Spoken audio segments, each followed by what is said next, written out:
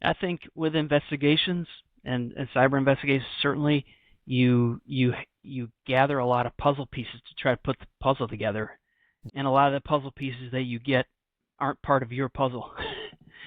And so you got to discard those or know to discard those and keep at it, right? Just like you said, and the technique that you used today, it didn't work today, but it might work the next time you try it.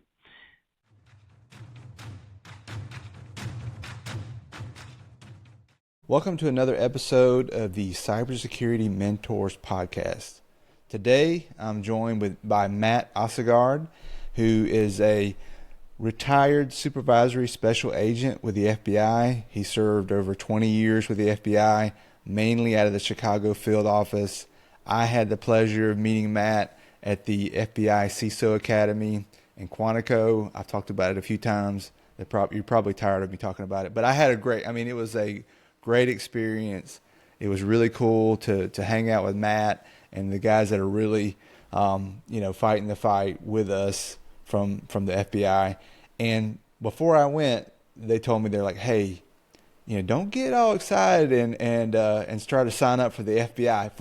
Fortunately, I'm too old, but I'm not gonna lie. When I was there, I was like, you know what? Like, if I was in my 20s, I would be interested in doing this. I mean, that was my experience with Matt and others, just professional, just, in it for the right reasons, trying to protect Americans, trying to be that frontline defense and help us all battle the threat actors that are out there from different ways and different places.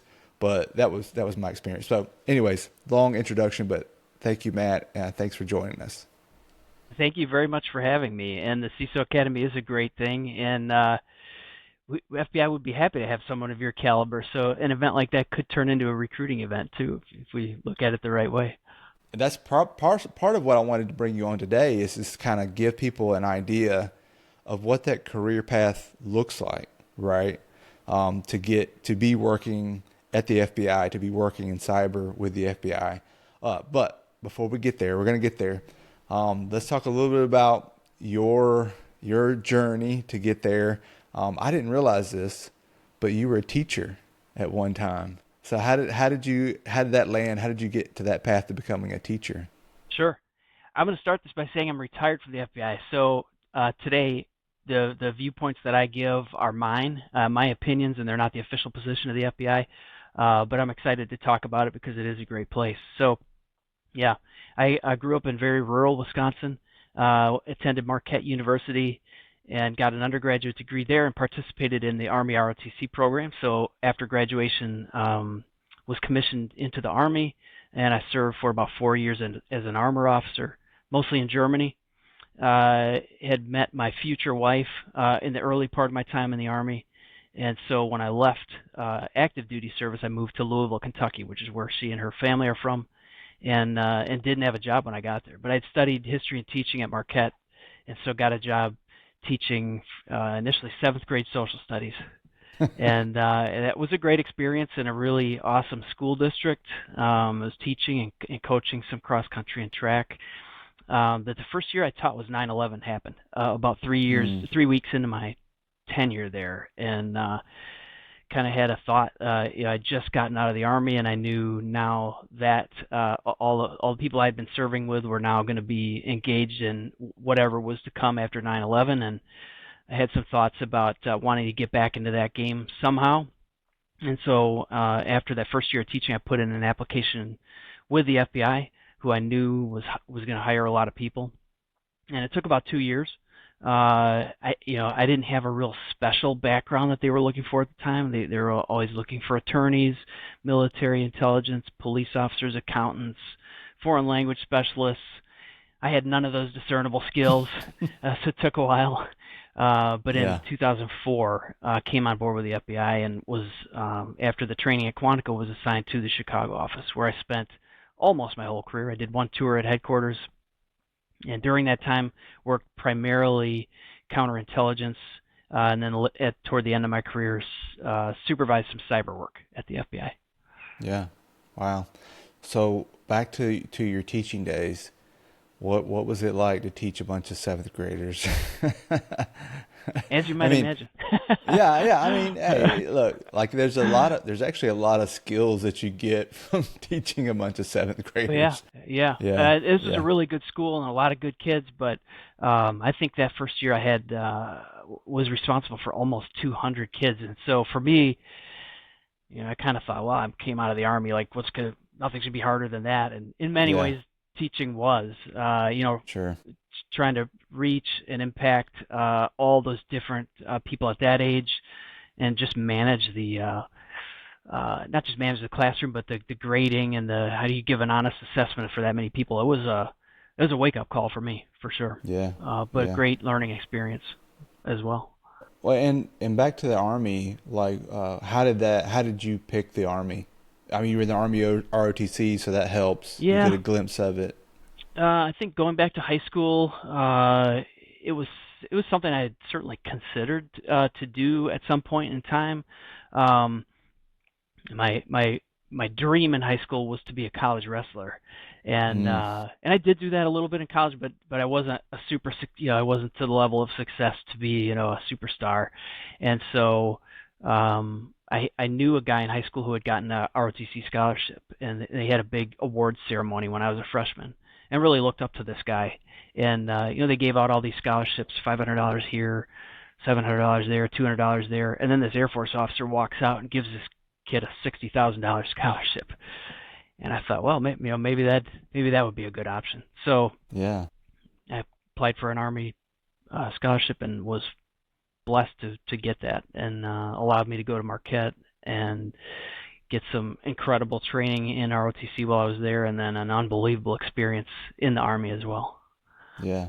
That's very cool. Yeah. So then, why the FBI? What is all? Did you know somebody in the FBI? Did you have some insight into that?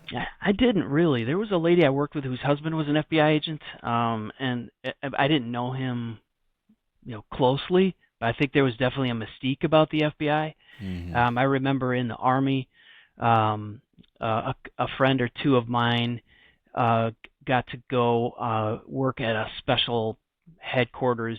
There was a lot of things going on in the Balkans at that time, late 1990s, very early 2000s, and so they were doing some war crimes work, and it was an interagency effort. And these lieutenants who I served with came back and told these incredible stories about getting to work with the FBI and the the really neat things that they were doing. And I think that put a stamp on the quality of that organization, other than just the reputation that it had and has Yeah, when I was growing up too, right? yeah. Okay. So you show up at Quantico, right? You've been through the army, you've been through boot camp, so you had some of that experience of indoctrination and all Yeah, that. But how was it I different? I didn't know what to expect. One of the neatest things was the when I came in, they were putting a lot of people through Quantico. They were hiring a lot of people. So every 2 weeks, 50 new agents would arrive at Quantico and start. I think it was 18 weeks at the time I went. So there were a lot of classes Mm, there. It was very busy. But the class ahead of you moves you into your dorm room. So you're greeted at the front door by these other brand new agents. Everybody's super professional, saying hello to each other in the hallways, and they move all your things into the room. And then my second impression that was really good was uh, my roommate was already in the room. Of course, I didn't had never seen him or met him before, but he's got an Army poncho liner, which if you've been in the Army, you've got a at that era anyway, you've got a poncho liner. So I knew we were going to get along, and but the curriculum there is great. I usually describe Quantico as for a new agent as a cross between high school and college and the military. And mm, you're in the beginning, at least when I went, we were in classes that were not completely unlike high school, lecture classes, taking notes, take tests. It was a little bit like college in that you're living in a dorm, you're sharing mm. a room, you're sharing a bathroom with two other guys, you're eating in a cafeteria. It takes you back a number of years to that environment, and then a little flavor of the military as well, because you're doing some training that is tactical training, a lot of firearms training, some defensive tactics, not maybe exactly like the military, but definitely some military type aspects to it. No, But it's that's kind of a great. gentleman's course. You go on Monday to Friday. I was expecting, kind of worse. Like there'll be some middle of the night hijinks or extensive weekends in the field, and there Yeah, wasn't too much of that. So you got to spend your off time as you please, and it was an opportunity to make friends with those other 50 people in my class. Really. yeah, yeah. I ate at that cafeteria, and that was like, Yeah. okay, I Well, get the vibe, I'll right? tell you what. When you went, it was a lot nicer than when I went. It was an older cafeteria back then. Yeah, yeah, yeah, yeah. It was nice. I'm not going to Yeah. complain. So as some, once you get in and you start getting through the training, how long are you typically there at I Quantico? think when I went, it was about 18 weeks, and that's Okay, changed. It was probably a little shorter before I went,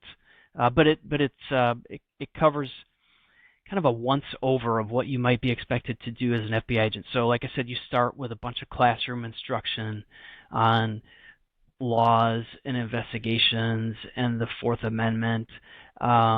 You take a bunch of academic tests, and then you kind of build into some more tactical scenarios. Like we're learning about how an investigation progresses and the different things you can do in an investigation, and now we're gonna practice some of those. We're gonna do some surveillance. Uh, we're gonna interview someone in a non-confrontational setting, and then you build on that.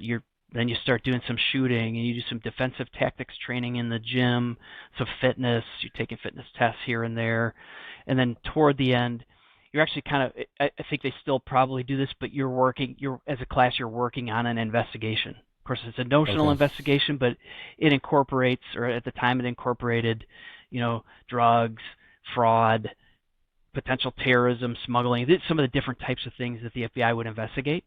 And so toward the end, you're doing more high risk, law enforcement type operations in the fake town called Hogan's Alley that they have there. And so, and you've got some specialized training, maybe in a little exposure to cyber, a little exposure to counterintelligence, just some of the things that the FBI does that you might do once you get assigned to a field office. And then, once you've passed all those tests, defensive tactics, shooting, fitness, all the academic tests, then you graduate. And when I was there, partway through, you would have an orders night where you find out where you're going to be assigned. And that was exciting, nerve-wracking, anxiety-filled evening where you go in there with no idea where you're going to be living in a few months, and then you leave with an office that you're going to be assigned to. So yeah. I remember when they mentioned that and thinking about, wow, I just didn't realize that was how it worked. And so that was it's a big deal, right? yeah, They've got yeah, the map, and you use, hopefully not Alaska. I mean, well, I don't know. Alaska might be cool. I mean, for some periods of the year. yeah. I think a But lot of you, people go up there and they don't come back. They really like it up there. Yeah, yeah, yeah. But you just, and I'm sure it's kind of like based on what they need.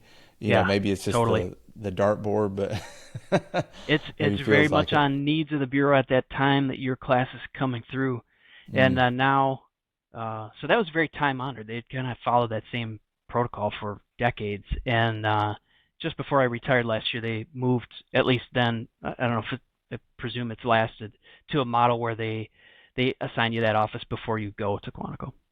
wow. Okay. Yeah, So yeah. Wow. So Okay. a little more kinder and gentler and friendlier. Uh, but that orders night was a pretty cool tradition too. Yeah, Yeah. No, for sure. Um, so I was going to ask about cyber as well. And before I talk about that, though, I think this may be another misconception, or I just didn't realize. You're kind of the Swiss Army knife of what you might be doing as an agent, a special agent. Can you talk about that a little bit and how, hey, this is what we need and this is what we're going to plug you into. How does that work? sure. Um, so the FBI's got a very broad range. It's a federal law enforcement agency. It's also a member of the intelligence community. It's got a really broad range of federal criminal violations and threats to national security that are under its purview. So each FBI office, there are 55 around the country, and they are charged with investigating those violations of all those laws and those threats to national security. So every office is going to have a component that is focused on organized crime, criminal enterprise, cyber, counterintelligence, counterterrorism, public corruption, hate crimes. I know I'm probably forgetting some things, and I apologize to the FBI people who listen to this who will want to fill in those blanks. But a whole bunch of variety of threats that you get to get assigned to. So once the office determines who are the new agents arriving here in a few months, most offices undergo a process where they're going to try to put that person's skill set to use. So if someone comes into the FBI, say with a cyber type background, and they're interested in doing that kind of work, hopefully the office can make that happen. Sometimes it works, sometimes it doesn't. Sometimes there's a gaping hole in the gang program, and that's where you're just going to start out, regardless of what your background is. But when the numbers are relatively full, either in the field office you're going to or across the bureau, that's when people kind of get to the offices that they want to get to more likely, and get to do the assignments that their skill set and their interests line up more likely. Okay. So in my case, I don't think I knew how to spell counterintelligence, but I was interested in it, and that's where I was initially assigned. Well, that's good. I think it's a good lead in. So could you talk about counterintelligence and just describe that for folks? Yeah, at the most basic level, it is our efforts to counter spying by foreign governments, foreign adversaries. So historically, that is espionage.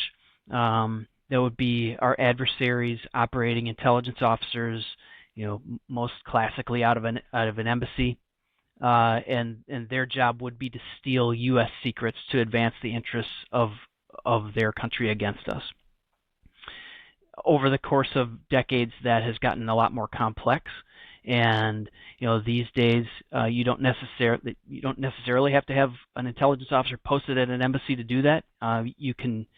There are, and it's more than just stealing secrets as well. It could be stealing technology from a company that you want your key company that's in your country to gain a competitive advantage over the United States. It could be tried to, influence an election. It could be a regional issue that maybe isn't directly against the United States, but maybe you've got two rival countries that don't like each other, and you're doing things in the United States to sway American influence in their favor against their adversary. So, a lot of different facets to that. And then, more recently, this has become a part of our cyber work. I say our cyber work is broken into two buckets: criminal work that is focused on people not connected to a nation state that are doing computer intrusions, usually for monetary gain, sometimes for other reasons. But the second bucket is our national security bucket, and it's those same intelligence services and military intelligence services. They're doing a lot of those things that they've historically done. It's just now they've got a team of hackers to do it over the internet.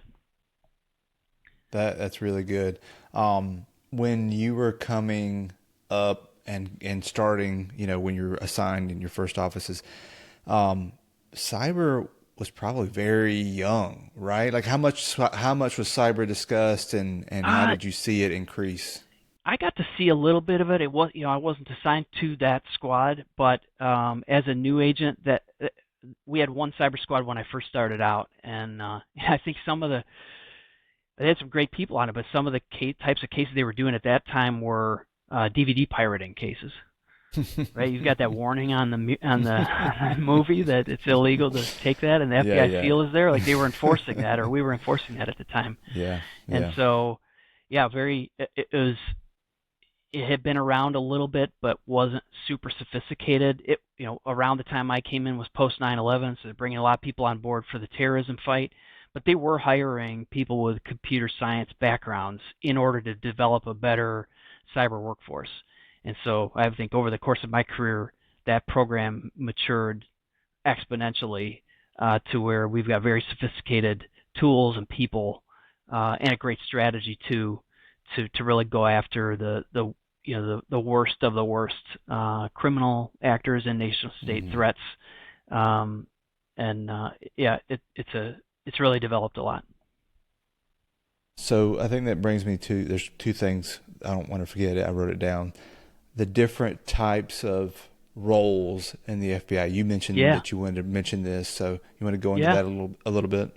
Right. So I came in as an agent, and I'll say, in the cyberspace, I think the FBI is, the core of cybersecurity are those folks defending a network, for Clemson University, like you and your team, or a company, or a municipality. But there's a whole industry of cybersecurity that's adjacent to that, and the FBI is one of those partners. And so our job is to conduct investigations primarily and attribute who did the bad thing and bring them to justice, or if it's a nation-state threat, that might be part of the equation, or just to stop them from being able to do the bad thing, right? And so we've got a number of roles in any office and at our headquarters to support that mission. The agent job is probably what most people think about when they think about the FBI. It's the largest portion of the FBI's workforce. When I left, there were about 37,000 FBI employees, and about 13,000 of those, I believe, are agents. It's so in an office, you would break your office into branches and squads, and squad is kind of basic work unit. And every FBI office has at least one cyber squad. And on that squad are typically going to be a group of agents. A typical squad is probably 8 to 10 agents. Sometimes it could be smaller, sometimes it could be a little bit bigger. And their job is to conduct investigations. And so they are gathering evidence. They're taking complaints that come into the FBI and following up on those complaints to determine, is this something that we should open a new investigation into because it's bad. It meets the threshold for a violation of a crime, and maybe it's a critical infrastructure victim. There's all these factors that might go into play. We talked to our U.S. prosecutor's office about whether they would support opening a new case or not. Anyway, you're dealing with a lot of complaints. In those complaints, you're also assessing, is this complaint tied to something that's already being investigated? And I would say in the cyber world, that happened a lot. We would get a complaint in Chicago, someone's a victim of this apparent intrusion. We look into a little bit and find, there's enough signature here that we can identify this threat actor as owned by FBI Pittsburgh or whatever other office.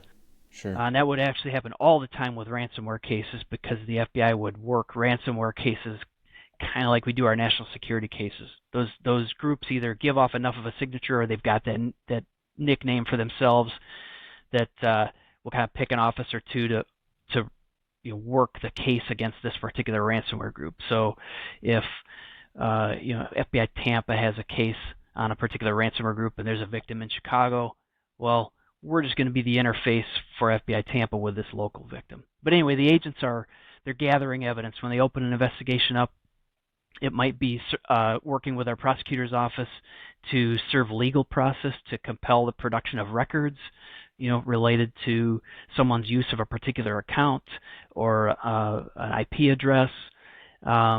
They're conducting interviews with victims and witnesses, and then potentially subjects at some point in time in the case.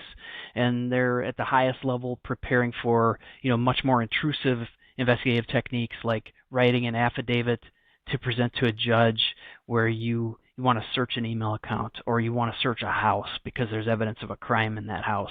And that's a big document. You got to put a lot of facts together.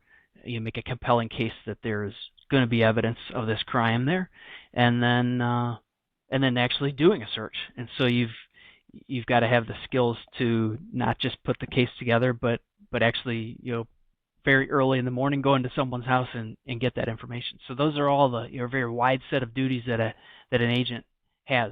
But there's other roles that support the cyber mission as well. We've got computer scientists, and they're probably most closely associated with an actual network defender. Like, they're using sophisticated tools to look at malware, to review logs, and they provide a lot of assistance to our investigations, higher order technical assistance, I would say. We've got digital forensic examiners. Those are kind of adjacent to our cyber investigative program, but not just within our cyber work, but in all of the work that the FBI does and even our partner law enforcement agencies do. We're gathering a lot of digital evidence, and you want to make sure that you've got someone highly trained in chain of custody, ensuring that you're capturing this the right way, that you're not disturbing it, deleting it, changing it in some way that's not going to make it admissible in court, and that if it does go to court, they can explain, how all that was gathered and reviewed. So the digital forensic examiner job is a good one. And then there are other jobs that are not specifically cyber, but if you find yourself on a cyber squad in that role, you might be doing a lot of cyber work. Like I had an intelligence analyst on my squad, and his job for years was tracing cryptocurrency. And so he kind of self-taught in the beginning and became very, very, very good at it. And so he kind of owned most of the cryptocurrency wallets that our squad was tracing for many, many different investigations, and not just doing analysis of what had happened with that with those funds, but setting up alerts so that if it ever moved, that we would be apprised of that. And then on certain occasions when we would get the authority to seize funds, he was one of the number of guys we could really trust to move that from the bad guy's wallet to the government-controlled wallet, and make sure it got done correctly. And so provided a great service. And then we also had some tactical analysts that would do basically a lot of research into things that we would find in our investigations. So if an agent's gathering a ton of records from grand jury subpoenas, court orders, through cooperation of victims, and oftentimes a lot of data is coming in, and they may review that to try to flesh out information that we might be able to follow up on. Like one story I like to tell, we had a case on a couple of guys who had been running, we felt like we were running a marketplace and thought that we had identified who the subjects were, but weren't completely sure, and our tactical analyst used some information she gathered related to this person's spending habits, and then seeing some things on social media that person was wearing that lined up with things they had seen in those financial records. So just invaluable service that they could provide too. So all kinds of cool jobs in addition to the agent job.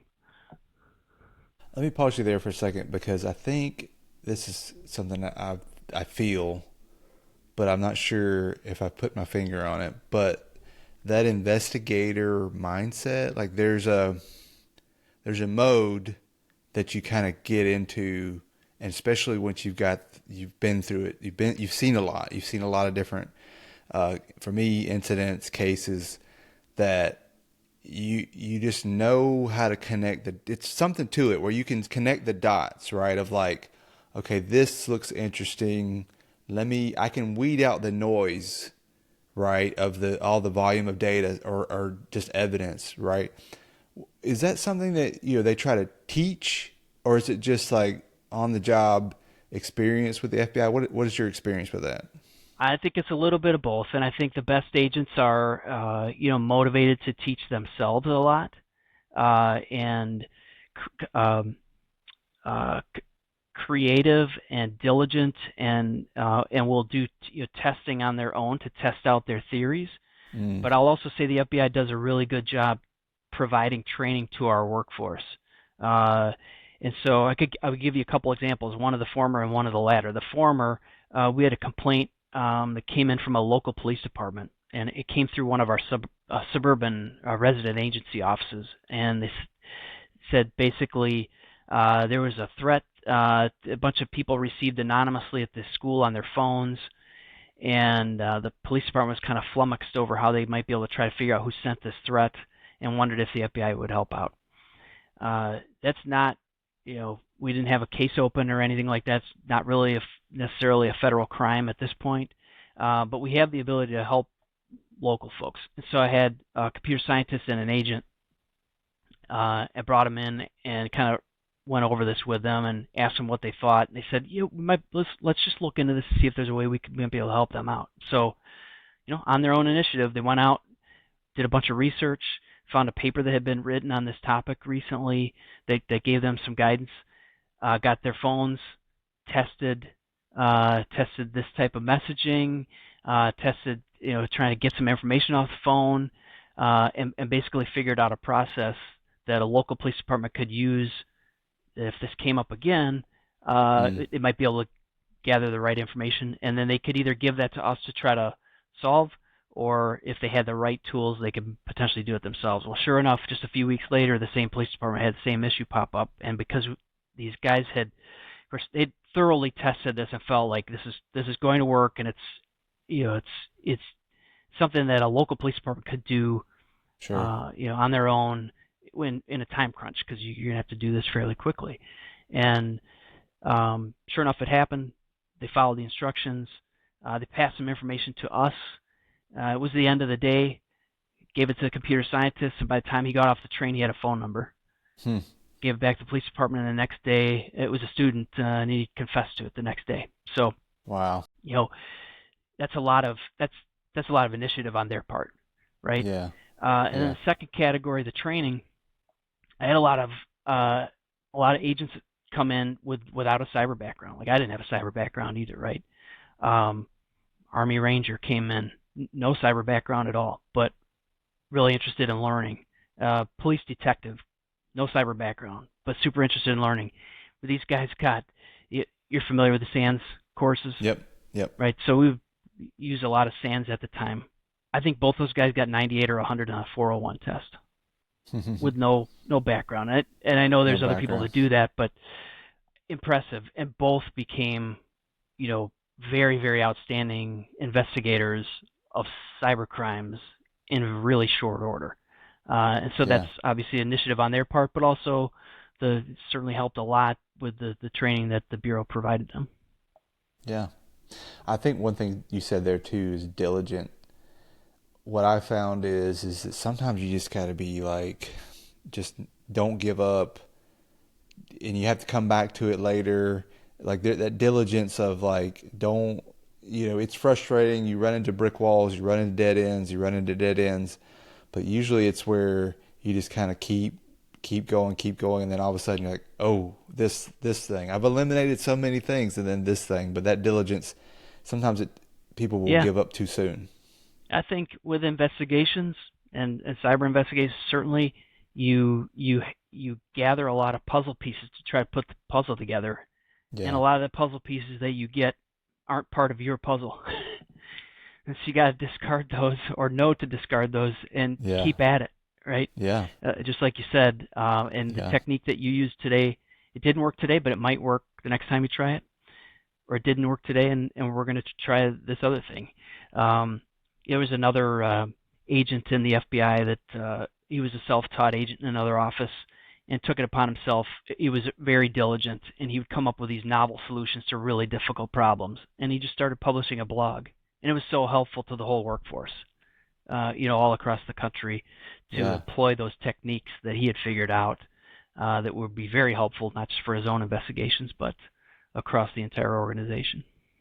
Yeah. Well, thinking about what it's like when somebody calls the FBI, and I'll give a short story about my experience of being called by the FBI, which I thought was the FBI at the time. It actually turned out to be CISA, but they said, hey, the FBI is trying to get a hold of you. And I was like, okay.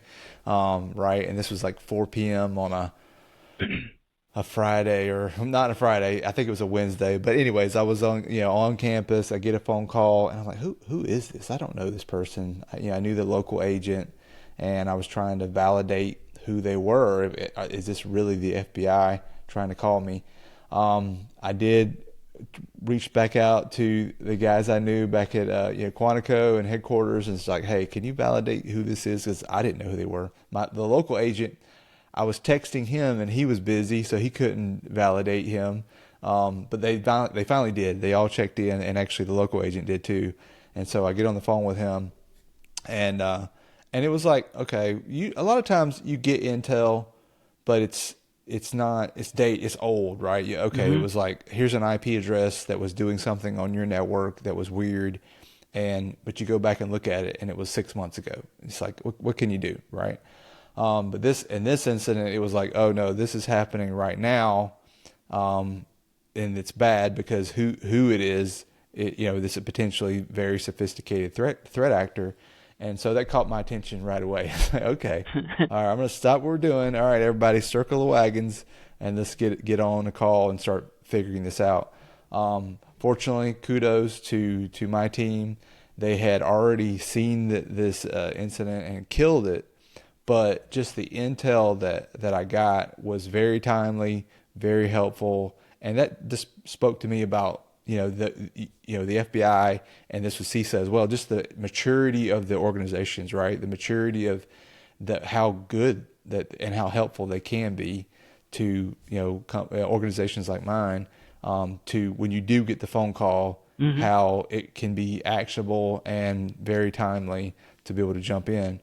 But when they call and you are calling them, and or they call you, what is that like? Like the first few hours to a couple of days. I know it depends on the situation, but from your perspective. Sure. So you, especially if you're working, I'll say criminal cyber matters, whatever field office you're in, you're dealing with a lot of those complaints that come into the FBI, and they might come via a phone call, but they might come in via an email, or they might come as a complaint to our complaint center website, which is the letters IC and the number 3.gov. The Internet Crime Complaint Center gets many hundreds of thousands of complaints every year, and some of those get routed to the field office for follow-up. Essentially, you're assessing what information has been provided. Does it sound bad? Does it sound legitimate? What's the industry represented? Is it a grandma that lost her life savings? Is it a Fortune 500 company? Is it a mom and pop manufacturing? Is it a public Mm-hmm. library? They come in from all over the place. And most times you're going to follow up with that victim via a phone call just to get a further assessment of this and probably gather some more facts. And then take all that information that you've gathered and do some research. Because in many cyber cases, what you receive in your field office may already be something that somebody in another office is aware of or is already working on. And so you're looking at, is this a bigger problem that someone else is dealing with already, and I can help out in that effort, gather some more information and provide that to this other agency or office that's doing this investigation. Or, in some cases you find, hey, there's been 6 complaints that look just like this, but doesn't look like anybody's opened anything up yet, right? And so, in the cases where looks like something's bad or it's a critical incident, nobody's looking at it yet, then you're gonna open an investigation, like a federal criminal investigation into computer intrusion or unauthorized access. In my case, I would always talk with our prosecutor's office first about the facts of the complaint, to make sure that we're going to have support from the prosecutor's office in the conduct of that investigation, that they'll support issuing grand jury subpoenas, that they'll support if we need a search warrant. Potentially down the road, somebody may get indicted or we may do a search warrant at a residence. You don't want to start in a big investigation without the support that you're going to need to conduct Sure. the investigation. So that's usually a pretty important part of opening an investigation as well. And then from there, once the investigation is opened, if that's the route that you choose to take, it's a slate it's that puzzle now that you've got to put together. Whether it's issuing grand jury subpoenas, maybe you find other witnesses that you can follow up with. I mentioned one of those, the detective agent.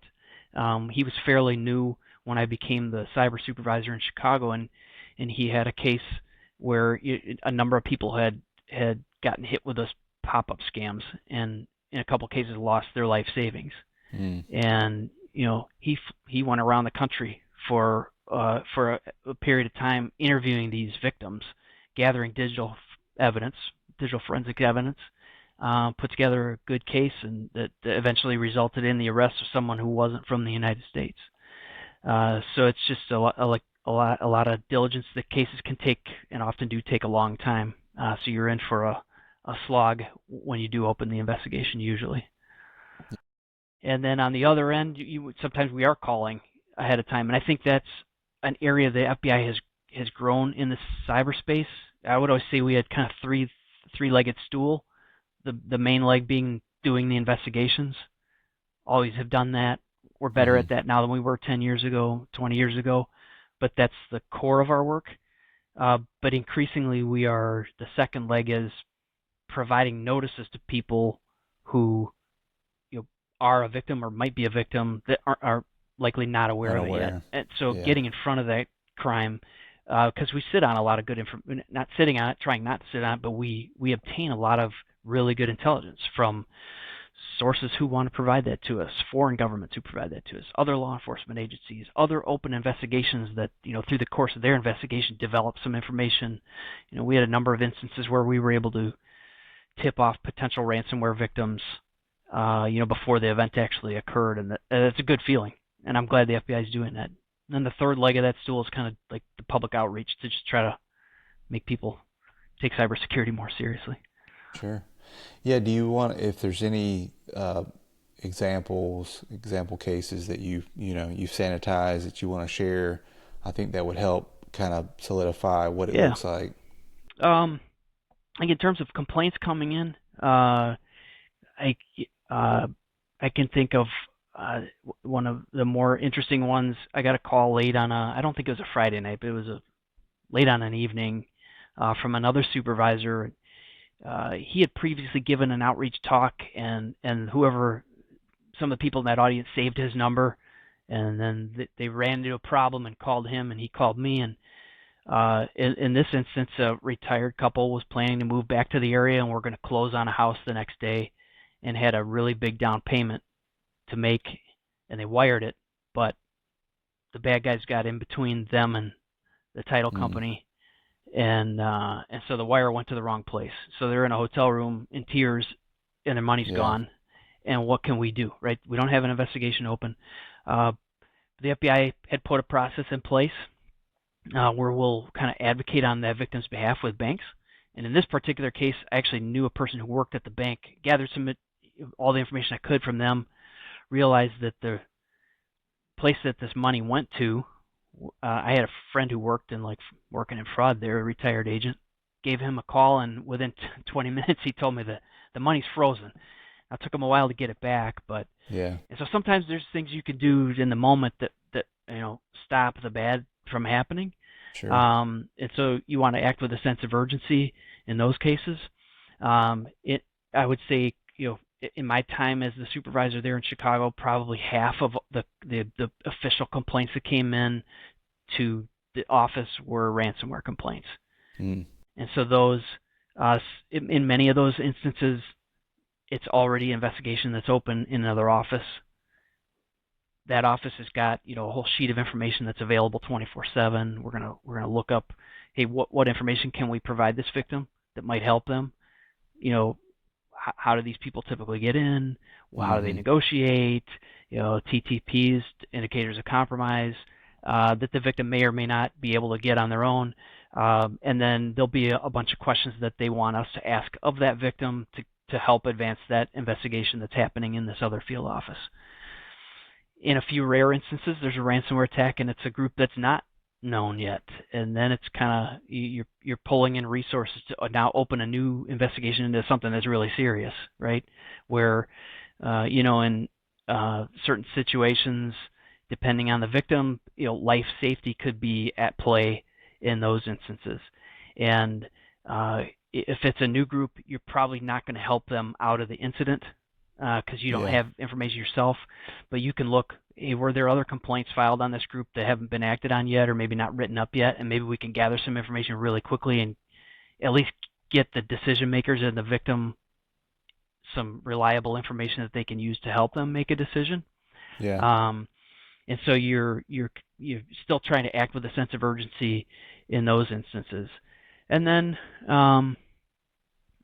the other types of cases that we would have, every once in a while we might get a stalking case, right, where someone's broken into someone's devices and they're essentially trying to ruin that person's life, Right, and right. you want to make sure you help that person too. Yeah, I think one thing too that I would like to hear your opinion on this is when an incident happens and you're thinking it's likely, depending on what it is, it's likely an international adversary, right? Especially ransomware, sophisticated ransomware, also definitely nation state things. And it's frustrating. We know that it's not simple. You guys are going to show up. We're going to call you guys, and you're going to show up at their door and kick it in and take them back to the States, right? But though, it's one of the things you guys showed during the academy is that there are successes. It takes a joint effort across, those countries and our partners. And it's good to know that it is possible, but at a minimum, you're still fighting the fight. But it is frustrating that that's the way it is. It's just the way that we're internationally connected. Everything's connected. And when I see something, I kind of first go to, this is probably a threat actor that's not here in the States, right? And I've had my experiences with that. But what are your thoughts on that perspective? Yeah, it's you're correct in the cyber world within the FBI. That's a unique aspect of working those types of cases because almost never is your victim is in your territory, right? That's why they called you. Yeah. But the subject almost never is, and a lot of times they're not even in the United States. Yeah. If or when you figure out who they are or where they are, one of the things that we do have going for us is we've got a very robust legal attaché program. And that is FBI agents with some support staff posted in embassies around the world, essentially to foster good relations with law enforcement in those countries that they're posted in to advance our investigations. And then, of course, where needed, if they've got work where we can assist them, that there's a whole process that can happen. But in a lot of those positions now are folks from our cyber workforce because it's been a really, really successful endeavor. There's a lot of cooperation globally among the cyber workforce. Now, we don't have one in Moscow. I don't expect a lot of cooperation out of Beijing, Right. but many, many other countries are very, very cooperative with the United States. And one of the really cool things about that aspect of our work is we have a lot of unique authorities, powers that we can execute in the United States. There are other law enforcement agencies that have unique powers and authorities, maybe things that would take a high legal bar for us to clear to do in the United States. That might be the first thing they do in their country. And so you could actually get lucky that some element of that crime is in this foreign country because you could very easily get the evidence that it is you need out of there. Gotcha. The Russia's a bad one. There's a lot of cyber actors in Russia, and it's hard, obviously, to get your hands on them. Right.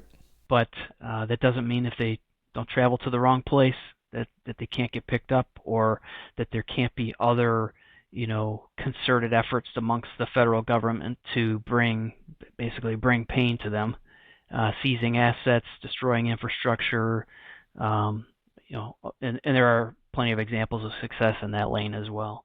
But yeah, it's certainly, that's an added complexity to cybercrime, is that it's not just even a United States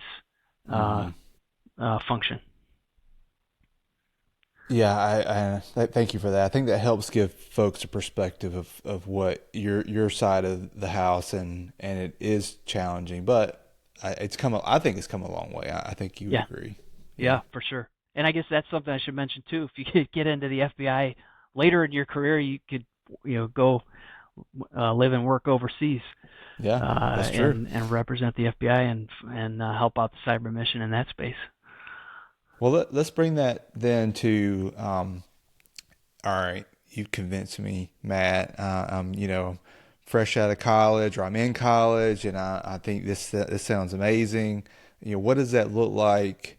If you were going to give a recommendation, hey, I want to join the FBI. What does that look like? What would you recommend? I think regardless of what role you're in the FBI, you want to be able to talk to people. You Mm. should be curious. Yeah, we talked about diligence earlier. Whatever your job is in the FBI, whether it's agent, professional support staff, analysts, you're analyzing cryptocurrency, whatever it is, you're going to be solving problems, right? And so Mm. you want to be diligent and curious, be able to talk to people. Whether that's one day, if you're an agent, especially, you might be talking to a murderer, a kidnapper. Next day, you might be talking to a congressperson. Next day, Mm. the CISO of a Fortune 500 company or a prominent university in the southeast. Uh, but you want to be able to talk to people. If you're not in yet, generally stay out of trouble because there's a robust background check involved in that. And then the advice I like to give the FBI, and you can find this on their website. I don't have all of them memorized to go over here, but they've got a set of core competencies that apply to every employee, and it's things like judgment, decision making, initiative, communication, problem solving. Make sure that you're getting yourself experience in, having success in those competencies. Because when you apply for a job, whether it's an agent job or another job, they're going to ask you questions, and they're going to want you to have demonstrated competence, success, leadership in those areas. And it's probably not unique to the FBI. Those are pretty common competencies, but you have that in your back pocket. Mm. Some examples of success. Yeah. Yeah, that's I really, really appreciate that. I think that's, to me, if I had heard this podcast, 20 years ago, it might be a different journey for me. um, Awesome. Well, let's wrap it up. Any last things you want to share? Well, first of all, thank you very much for having me on here. I was very blessed to get to work at the FBI for 21 years. It's full of wonderful people. It's a great mission. Like I said, it's a part of that cybersecurity apparatus in addition to the network defenders. That's all part of that big team fight. Um, and it's a wonderful place to not just do cybersecurity, but to serve serve something bigger Yeah, than a paycheck or the bottom line. And it's yeah, full of great people. Full of great yeah, people. absolutely. Yeah, I have it here if I can do it without disconnecting my cable. So, um, I think their last night, we were at the academy, and I saw you had this cool pin on your lapel, Uh huh. and it was the G-Man, Oh, you got right? yeah. And It's my I was favorite. like, hey man, I like that pin. That's a cool pin. And then later you gave me this one actually. So thank you for Yeah. that. I keep it over here, and it's one of those things that it reminds me of that experience and That is, I getting to do it think, with you. yeah, I think that's pretty unique to Chicago because Chicago's a pretty historic, even for FBI offices, Yeah, going back to the Al Capone gangster era, and that's kind of a symbol of that yeah, era of our office. So, yeah, absolutely. great. Yeah. All right, everybody, that's it. Thank you for listening. Tune in. Till next time. We'll see you.